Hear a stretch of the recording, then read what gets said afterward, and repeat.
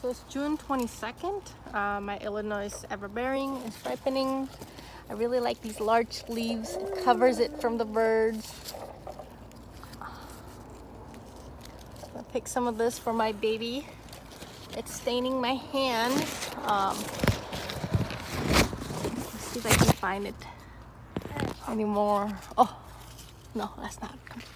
Right here. There they are.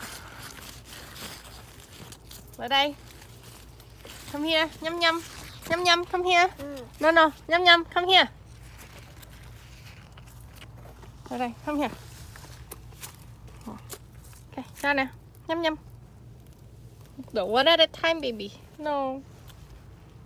No, one at a time, baby. Here.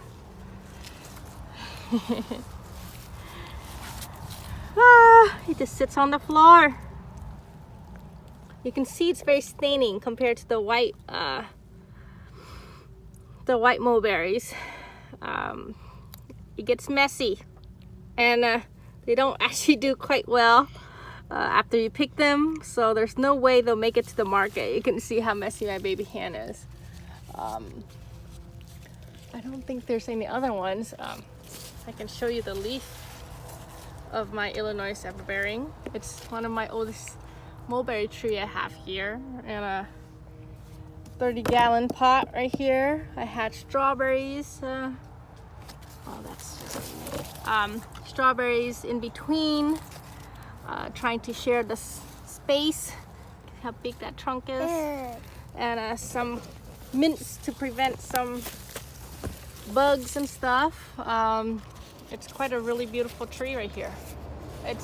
I trim it to make it this short. It's usually about 6-7 feet at least by now for this age.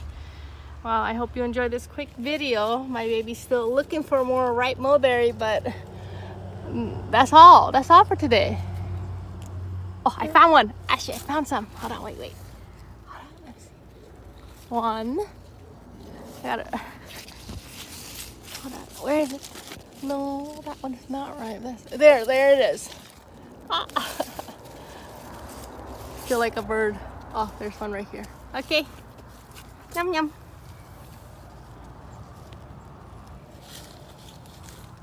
Yum.